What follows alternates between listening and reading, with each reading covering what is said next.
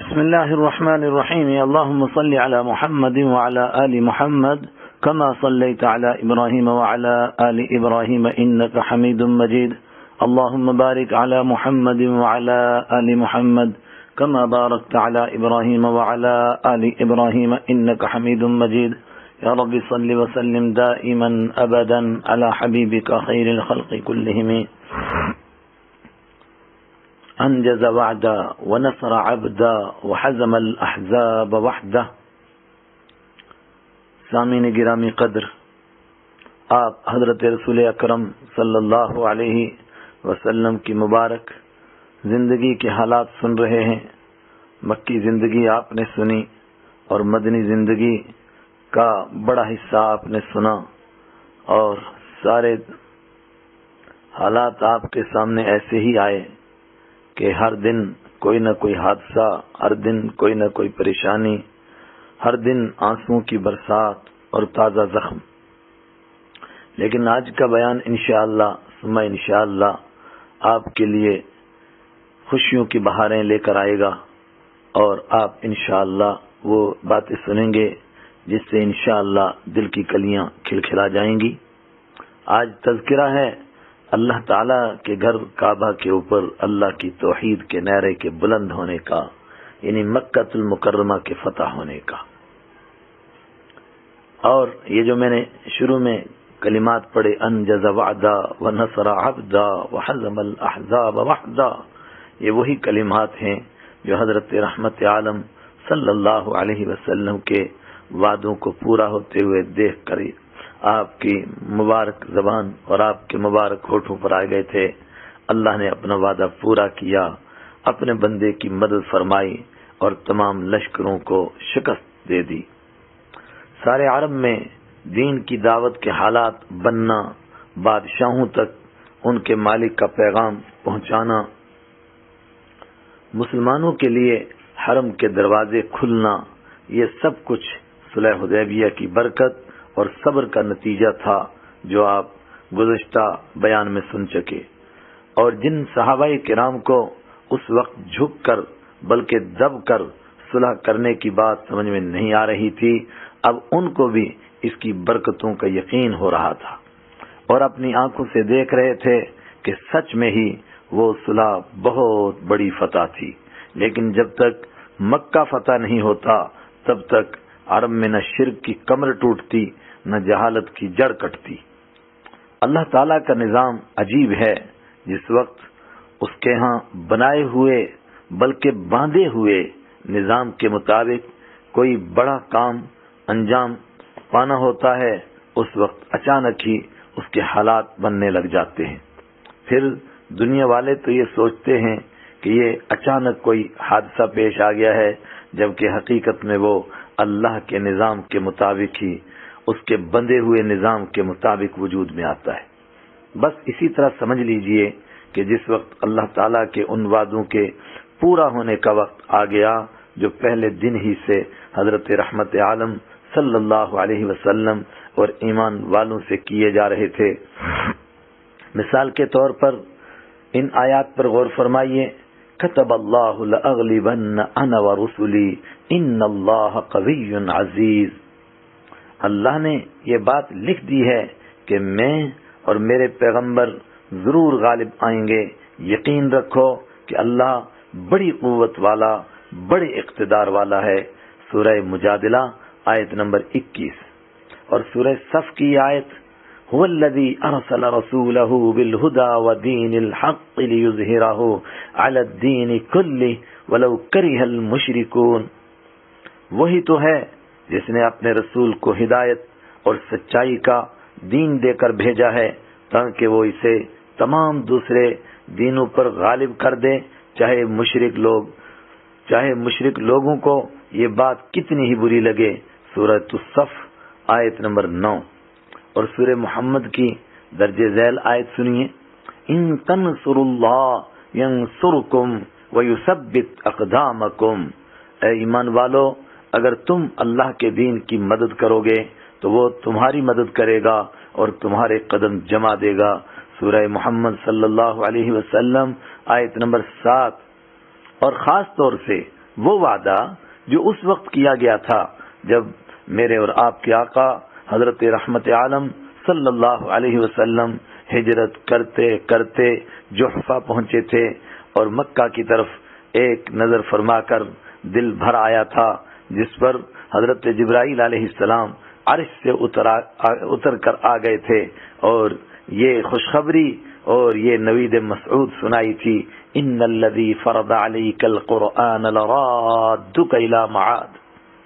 اے پیغمبر صلی اللہ علیہ وسلم، جس ذات نے آپ پر اس قرآن کی ذمہ داری ڈالی ہے وہ ضرور آپ کو دوبارہ اس جگہ لا کر رہے گا جو آپ کے لیے انسیت کی جگہ ہے۔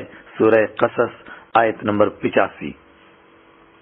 اب اس وعدے کے پورا ہونے کا جیسے ہی وقت آیا تو اچانک اس کے لیے حالات بننے شروع ہو گئے۔ صلح حدیبیہ میں ایک بات یہ بھی طے تھی کہ عرب قبائل اور دیہاتوں میں سے جو جس جماعت جس پارٹی کے ساتھ جڑنا چاہے گا جڑ سکے گا، یعنی جو چاہے تو مدنی سرکار کے ساتھ جڑ جائے اور جو چاہے تو مکہ کے مشرکوں کے ساتھ جڑ جائے۔ اس شرط کے مطابق مکہ کے پڑوسی دو قبیلوں بنو بکر اور بنو خزاع میں سے بنو بکر تو مکہ والوں کے حلیف بن گئے، جبکہ بنو خزاع کافر ہونے کے باوجود مسلمانوں کے حمایتی بن گئے تھے۔ ان دونوں قبیلوں میں بہت سالوں سے آپس میں جنگ چل رہی تھی، لیکن حدیبیہ کی صلح کے بعد دونوں جماعتیں ایک دوسرے سے مطمئن ہو گئیں، ایک دوسرے سے بے فکر ہو گئیں۔ اس کا فائدہ اٹھا کر بنو خزاع کی بے خبری اور غفلت کو دیکھ کر بنو بکر نے ان پر حملہ کا ارادہ کر لیا۔ مکہ کے مشرک سرداروں سے بھی سانٹھ گانٹھ کر لی، انہوں نے ان کو اور بھڑکایا، بلکہ ساتھ میں ہتھیار اور جنگی جوانوں کے ذریعے مدد کرنے کا وعدہ بھی کر لیا۔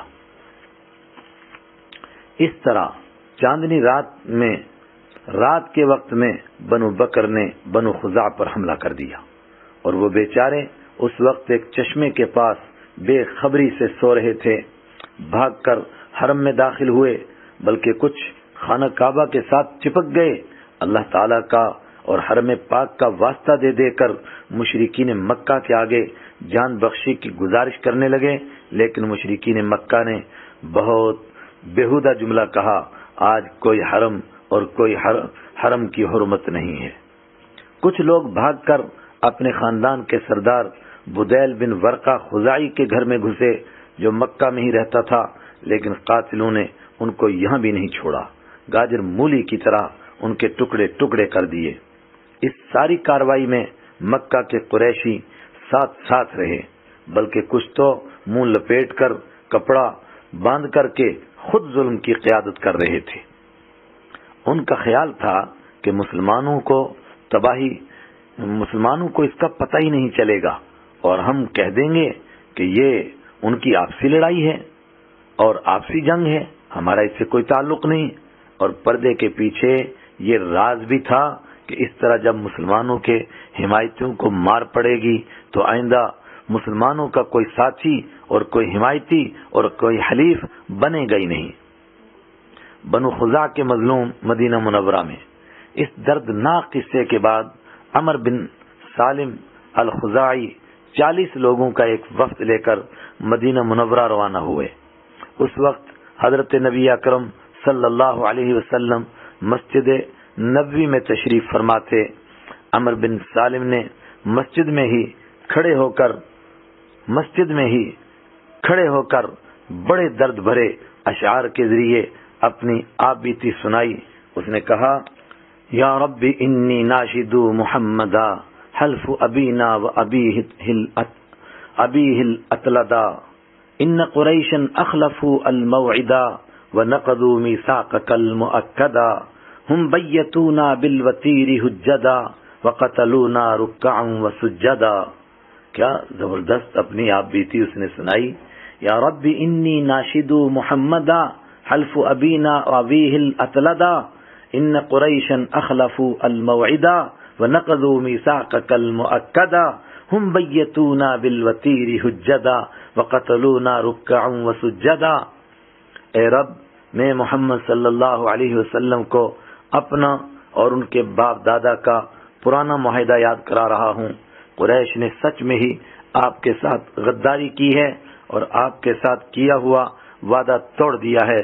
انہوں نے وطیر نام کے چشمے کے پاس ہم پر سوتے ہوئے حملہ کر دیا اور ہم کو رکوع اور سجدے کی حالت میں یعنی گرے پڑے سوتے ہوئے ہی قتل کر دیا۔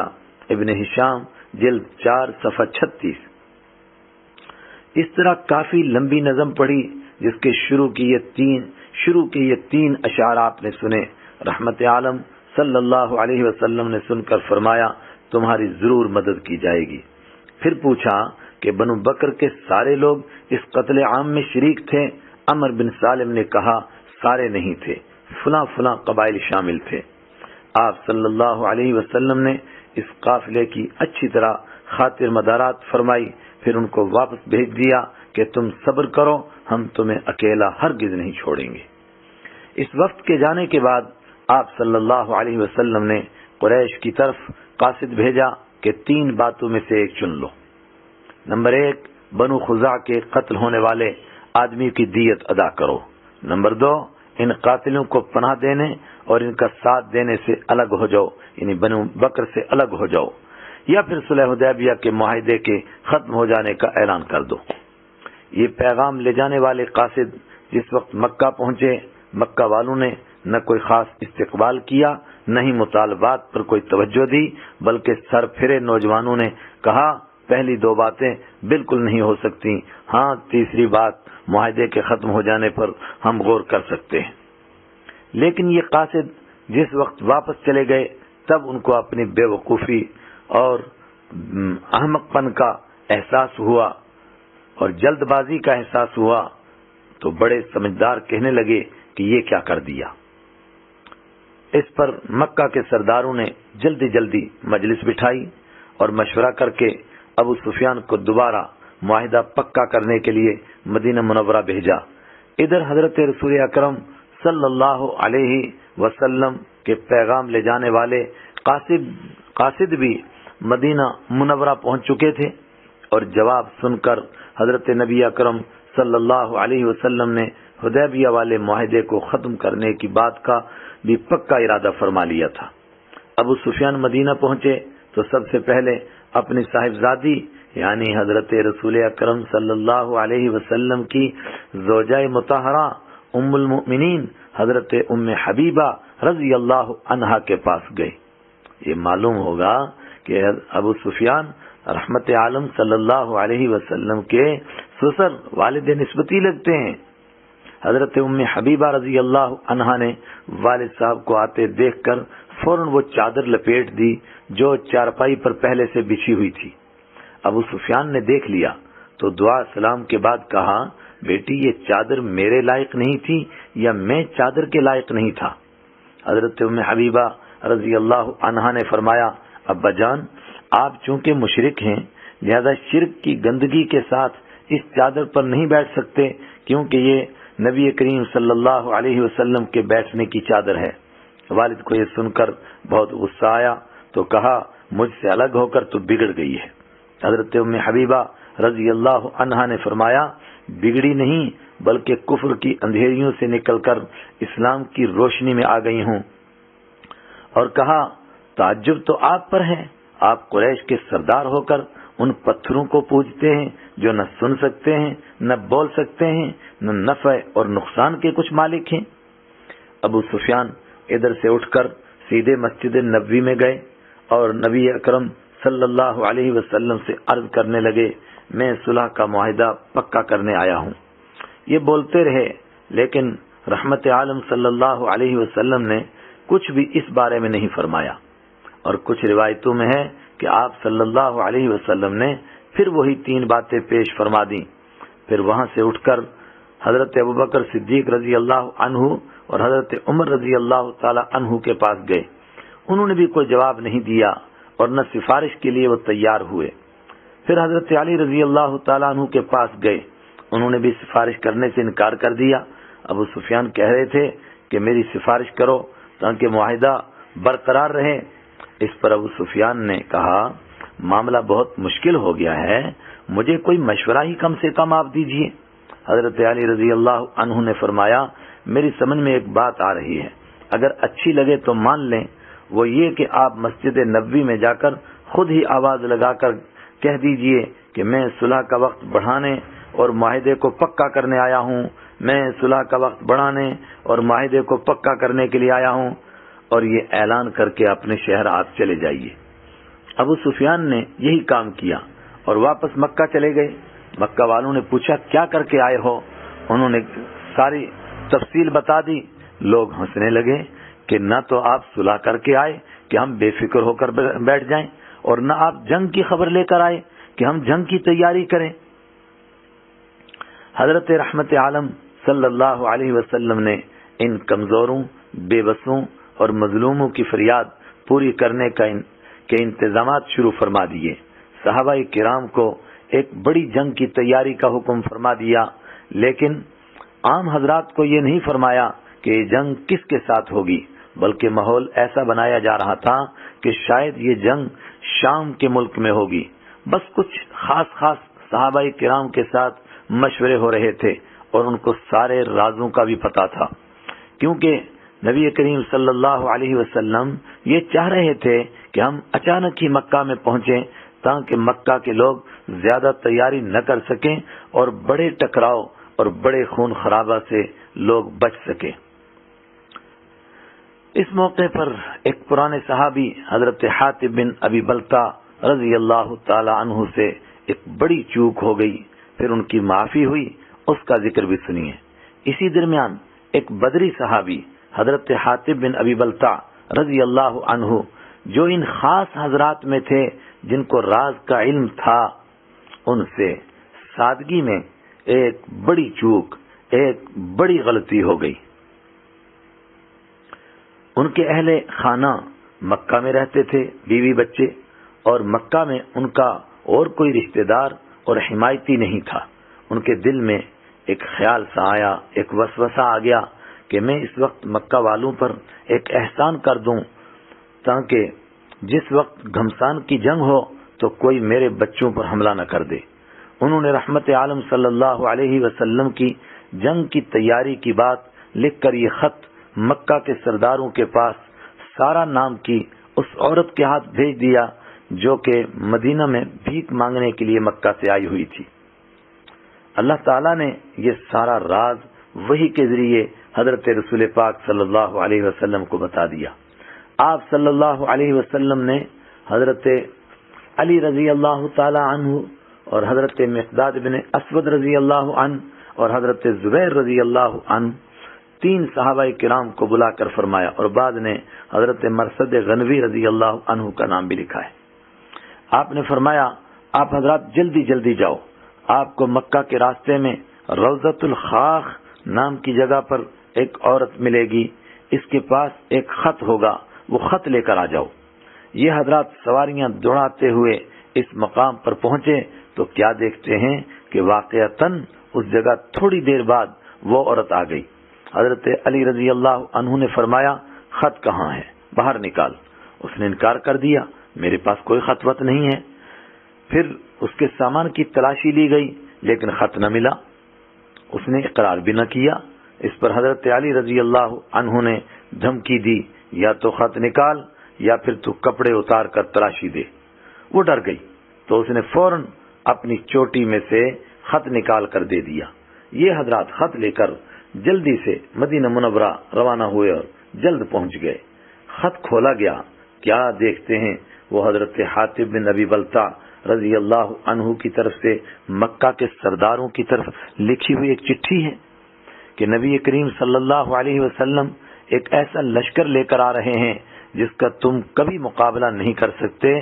اس کا مضمون تھا یہ، لہذا تم عقل مندی سے کام لو، یعنی اے مکہ والو ایمان لے آؤ۔ آپ صلی اللہ علیہ وسلم نے حضرت حاتب بن ابی بلتع رضی اللہ عنہ کو بلا کر پوچھا یہ کیا ہے؟ انہوں نے عرض کیا آپ میرے بارے میں جلدی نہ کیجیے، نہ تو میں منافق ہوں اور نہ مجھے دین اسلام کے بارے میں کوئی شک ہے۔ بات یہ ہے کہ میرے بیوی بچے مکہ میں ہیں جبکہ میرا کوئی اور رشتہ دار وہاں نہیں ہے۔ میں نے سوچا کہ یہ میرا ان پر احسان ہو جائے گا اور اس سے دین کا تو کوئی نقصان ہوگا نہیں۔ رحمت عالم صلی اللہ علیہ وسلم نے ان کا یہ عذر قبول فرما لیا اور صحابہ کرام کو بھی فرمایا کہ یہ بدری صحابی ہیں، بدر والوں سے نادانی میں اور بھولے سے اگر کوئی چھوٹی موٹی غلطی ہو جائے تو اللہ تعالیٰ اس کو معاف فرما دیتے ہیں۔ بخاری شریف حدیث نمبر 4274۔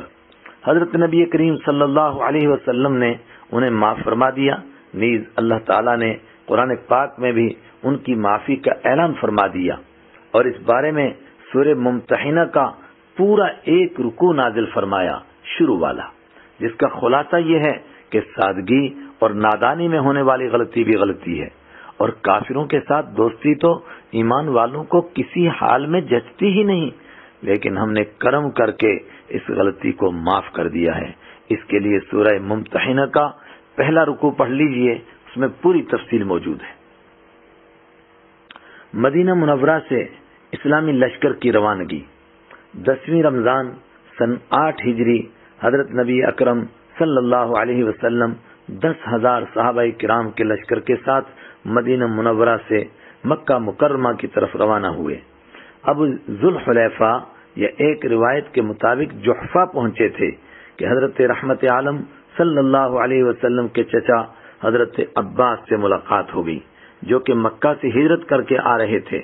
انہوں نے ساتھ والے سامان اور گھر والوں کو تو مدینہ منورہ بھیج دیا، لیکن خود وہیں سے اسلامی لشکر کے ساتھ جہاد کے لیے مکہ مکرمہ کی طرف چل پڑے۔ حضرت رحمت عالم صلی اللہ علیہ وسلم نے ان کو دیکھ کر فرمایا، جس طرح میں آخری نبی ہوں، اسی طرح آپ مکہ سے مدینہ کی طرف ہجرت کرنے والوں میں سے آخری مہاجر ہیں۔ ابن ہشام جلد 4 صفحہ 40۔ کچھ آگے ابوا پہنچے تو حضرت رسول اکرم صلی اللہ علیہ وسلم کے سگے چچا زاد بھائی ابو سفیان بن حارث اور سگے پھوپھی زاد بھائی عبداللہ بن امیہ راستے میں مل گئے۔ یہ بھی ہجرت کر کے مکہ سے ایمان قبول کرنے کے لیے مدینہ منورہ جا رہے تھے۔ یہ دونوں دربار نبوی میں حاضر ہوئے، لیکن رسول اکرم صلی اللہ علیہ وسلم نے ان سے کوئی بات نہیں فرمائی اور منہ موڑ لیا، کیونکہ ان دونوں نے مکہ مکرمہ میں بہت تکلیفیں پہنچائی تھیں، اور چونکہ یہ رشتہ دار تھے، بہت قریبی تھے، اس لیے ان کی تکلیفوں کا احساس بہت تھا۔ لیکن حضرت ام سلمہ رضی اللہ عنہا کی سفارش اور حضرت علی رضی اللہ عنہ کی معافی مانگنے کے طریقے بتانے پر، پھر حضرت ابو سفیان بن حارث رضی اللہ تعالی عنہ کی یہ بات کہنے پر کہ اگر آپ مجھے حاضری کی اجازت نہیں دیں گے تو میں اپنے بیٹے جعفر کو لے کر جنگل کی طرف نکل جاؤں گا اور اسی طرح گھومتا بھٹکتا بھوکا پیاسا مر جاؤں گا۔ اس پر رحمت عالم صلی اللہ علیہ وسلم نے ان پر ترس کھایا اور ان دونوں کو بھی ایمان بلکہ صحابیت کا شرف حاصل ہو گیا۔ نبی کریم صلی اللہ علیہ وسلم کا مقصد بھی ان کو تھوڑا احساس دلانا تھا، ورنہ آپ صلی اللہ علیہ وسلم جیسا نرم دل تو کوئی ہو ہی نہیں سکتا۔ اس معافی پر حضرت ابو سفیان رضی اللہ عنہ نے بڑے درد بھرے اشعار بھی کہے، جو سیرت کی کتابوں میں آج بھی دیکھے جا سکتے ہیں۔ مکہ مکرمہ سے تقریباً 114 کلومیٹر پہلے وادی قدید نام کا ایک مقام ہے۔ اس مقام تک سارے صحابہ کرام روزے سے تھے۔ قدید اور عصفان کے درمیان قدید، یہ چھوٹے کاف سے، قدید نام کے چشمے پر پہنچ کر وادی قدید، وہ بڑے کاف سے ہے، قدید یہ چھوٹے کاف سے، قدید نام کے چشمے پر پہنچ کر آپ صلی اللہ علیہ وسلم نے سارے صحابہ کرام کے سامنے روزہ توڑ دیا، تاکہ اور لوگوں کو بھی ایسے جہادی سفر کا حکم معلوم ہو جائے۔ چنانچہ صحابہ کرام نے بھی آپ صلی اللہ علیہ وسلم کو دیکھ کر سفر میں روزہ توڑ کر بعد میں قضا کرنے کا فیصلہ کر لیا۔ ابو سفیان بن حرب بھی دربار نبوی میں لشکر کو مکہ مکرمہ سے کوئی 25-30 کلومیٹر پہلے مر الزہران نام کی جگہ میں رات کو پڑاؤ ڈالنے کا حکم ملا، اور ساتھ ہی یہ حکم بھی ملا کہ ہر آدمی اپنے لیے الگ الگ آگ جلائے تاکہ مکی جاسوس اگر دیکھیں تو دیکھ کر ڈر جائیں کہ کتنے زیادہ لوگ ہیں۔ ادھر مکہ والوں کے کان تو کھڑے تھے ہی، ابو سفیان بن حرب باہر جا جا کر پتہ لگا رہے تھے کہ کہیں کوئی حملہ تو نہیں ہو رہا ہے۔ آج بھی ابو سفیان بن حرب اپنے دو ساتھیوں حکیم بن حزام اور بدیل بن ورقہ کے ساتھ ساتھ چکر مار رہے تھے۔ اچانک اتنی آگ دیکھ کر حیران ہو گئے۔ ابو سفیان نے کہا، یہ آگ کیسی؟ بدیل بن ورقہ نے کہا، یہ قبیلہ بنو خزاع کے لوگ ہیں۔ ابو سفیان نے کہا، تیرا ناس ہو، قبیلہ خزاع کے لوگ اتنے کب سے ہو گئے؟ اتنے میں ادھر سے حضرت عباس رضی اللہ تعالی عنہ کا گزر ہوا۔ انہوں نے ابو سفیان کی آواز پہچان لی۔ انہوں نے آواز دے کر کہا، او ابو سفیان، یہ اسلامی لشکر کے ساتھ نبی کریم صلی اللہ علیہ وسلم ہیں، ہائے کل قریش کی کیسی تباہی ہوگی۔ ابو سفیان اور اس کے ساتھیوں کے ہوش اڑ گئے۔ حضرت عباس رضی اللہ عنہ نے فرمایا، ابو سفیان، میرے پیچھے اس سفید رنگ کے خچر پر بیٹھ جا، میں نبی کریم صلی اللہ علیہ وسلم سے تیرے لیے پناہ لے لوں۔ پھر جس کسی کے پاس سے گزرتے تھے لوگ حیرانگی سے دیکھتے تھے، لیکن جب پتہ چلتا تھا کہ یہ آپ صلی اللہ علیہ وسلم کے چچا حضرت عباس رضی اللہ عنہ ہیں تو سب لوگ چپ ہو جاتے تھے، مگر جب وہ حضرت عمر رضی اللہ تعالی عنہ کے پاس سے گزرے تو حضرت عمر رضی اللہ تعالی عنہ نے ابو سفیان کو پہچان لیا اور فرمایا، یہ اللہ کا دشمن ابو سفیان، اس کو اللہ تعالیٰ نے بغیر کسی معاہدے کے ہمارے حوالے کر دیا ہے۔ لیکن حضرت عباس رضی اللہ عنہ دوڑ کر رحمت عالم صلی اللہ علیہ وسلم کے پاس پہنچ گئے اور ابو سفیان کے لیے پناہ لے لی۔ آپ صلی اللہ علیہ وسلم نے حضرت عباس رضی اللہ تعالیٰ عنہ سے فرمایا، ان کو صبح میرے پاس لے کر کے آئیں۔ حضرت عباس رضی اللہ عنہ صبح سویرے ابو سفیان کو لے کر حضرت رحمت عالم صلی اللہ علیہ وسلم کے پاس آئے۔ آپ صلی اللہ علیہ وسلم نے فرمایا، ابو سفیان، خدا تیرا بھلا کرے، کیا ابھی وہ وقت نہیں آیا کہ آپ یہ بات سمجھیں اور گواہی دیں کہ اللہ کے سوا کوئی معبود نہیں، کوئی عبادت کے لائق نہیں، اور میں اللہ کا بھیجا ہوا سچا رسول ہوں۔ ابو سفیان نے کہا، میرے ماں باپ آپ پر قربان، آپ کتنے تحمل والے، کتنے رشتہ داری کو جوڑنے والے، کتنے برداشت کرنے والے اور شریف انسان ہیں، لیکن اس بارے میں ابھی میرے دل میں کچھ شک ہے۔ حضرت عباس رضی اللہ تعالیٰ عنہ نے فرمایا، تیرا ناس ہو، گردن الگ ہونے سے پہلے پہلے ایمان لے آ۔ اس طرح کچھ سوچنے سمجھنے کے بعد ابو سفیان کو بھی ایمان نصیب ہو گیا۔ وہی ابو سفیان جنہوں نے غزوہ احد میں پورے مکی لشکر کی قیادت کی تھی اور غزوہ خندق میں پورے مکی لشکر کے یہی کمانڈر تھے۔ حضرت عباس رضی اللہ عنہ نے عرض کیا، یا رسول اللہ، ابو سفیان رضی اللہ عنہ عزت پسند انسان ہیں، لہذا انہیں کوئی عزت کا کام دے دیں جس سے ان کو لگے کہ میرے ساتھ عزت کا معاملہ کیا گیا ہے۔ آپ صلی اللہ علیہ وسلم نے فرمایا، یہ مکہ میں جا کر یہ اعلان کر دیں، جو میرے گھر میں گھس جائے گا اس کو معافی، اور جو مسجد حرام میں چلا جائے گا اس کو معافی، اور جو اپنے دروازے بند کر لے گا اس کو بھی معافی۔ رحمت عالم صلی اللہ علیہ وسلم نے حضرت عباس رضی اللہ عنہ سے فرمایا، آپ ابو سفیان کو کسی اونچے ٹیلے پر لے جا کر اسلامی لشکر کا نظارہ کرائیں۔ حضرت عباس رضی اللہ تعالیٰ عنہ نے اسی طرح کیا۔ ادھر قبائل الگ الگ اپنے اپنے قافلے کا جھنڈا لیے گزر رہے تھے اور ابو سفیان ہر ایک کے بارے میں پوچھ رہے تھے، یہ کون ہیں، یہ کون ہیں۔ جب حضرت عباس تعارف کراتے تھے تو حضرت ابو سفیان کہتے، مجھے ان سے کیا واسطہ، جانے دو۔ لیکن جس وقت حضرت رسول اکرم صلی اللہ علیہ وسلم انصار اور مہاجرین کی ہتھیاروں میں ڈوبی ہوئی جماعت کے ساتھ ادھر سے گزرے اور حضرت عباس رضی اللہ عنہ نے ابو سفیان کو بتایا کہ یہ ایمانی لشکر کے درمیان میں حضرت رحمت عالم صلی اللہ علیہ وسلم گزر رہے ہیں۔ اس پر حضرت ابو سفیان کو دیکھ کر بہت رشک آیا تو حضرت عباس سے کہا، عباس تیرے بھتیجے کی بادشاہی کی کیا شان ہے، کیا کہنے ان کی بادشاہی کے؟ حضرت عباس نے فرمایا، یہ بادشاہی نہیں، یہ نبوت کا معجزہ ہے۔ آج کا دن جنگ کا نہیں، معافی اور رحم کا دن ہے۔